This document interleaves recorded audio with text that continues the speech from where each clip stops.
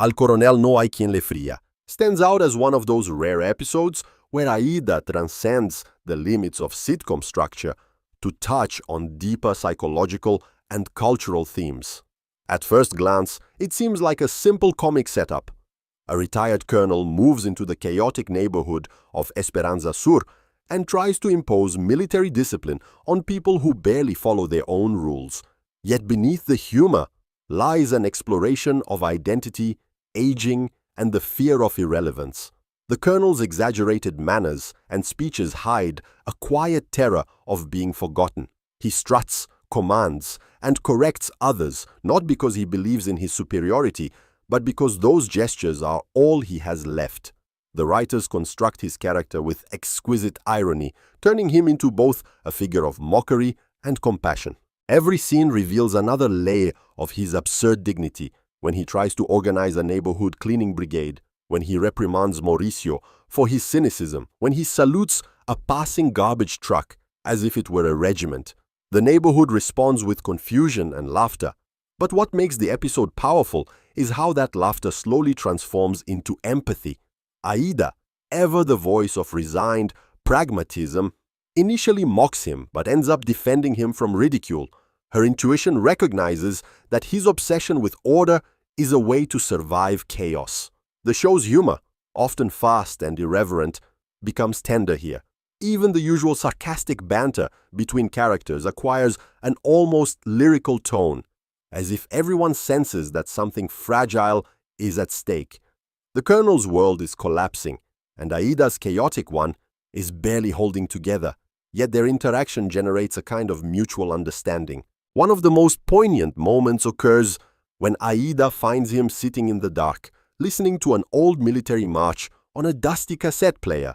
The music sounds distorted, and the colonel's expression is unreadable, half pride, half sorrow. Without words, the scene conveys the weight of time and the cruelty of memory. Aída sits beside him, lights a cigarette, and says nothing. The silence becomes the episode's emotional climax, proving that empathy can exist without dialogue. This kind of emotional intelligence is what has always set Aída apart from other comedies. It uses vulgarity and absurdity to reach moments of startling honesty. The colonel, stripped of his medals and rituals, becomes a human being again, not a caricature. His failure to impose order mirrors Aída's constant failure to improve her life, and both find solace in acceptance. The show subtly weaves political commentary into this intimacy. The colonel's nostalgia for an era of discipline and authority contrasts with a society that prizes freedom, but often mistakes it for indifference. Esperanza Sur becomes a metaphorical battlefield where outdated hierarchies collide with modern disillusionment.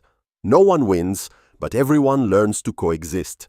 In the final sequence, the colonel joins the neighbors in a spontaneous celebration, reluctantly clapping along to loud music. For a brief moment, he smiles, awkwardly but sincerely, and that smile encapsulates the entire episode's theme: the reconciliation of opposites, the fragile truce between order and chaos. Aída's genius lies in making that truce feel both absurd and profoundly moving. By transforming a grumpy soldier into a symbol of human vulnerability, the show reminds us that comedy can carry the weight of tragedy without losing its laughter.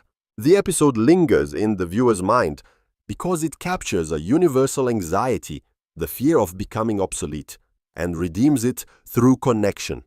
Al coronel no hay quien le fría is not merely a title, but a statement of resilience. It tells us that even those who seem ridiculous in their rigidity possess a core of unbreakable dignity. That is why, long after the laughter fades, the image of the colonel sitting quietly among the noisy inhabitants of Esperanza Sur continues to resonate. It embodies the delicate balance between pride and tenderness that defines Aída's world and, perhaps, the human condition itself.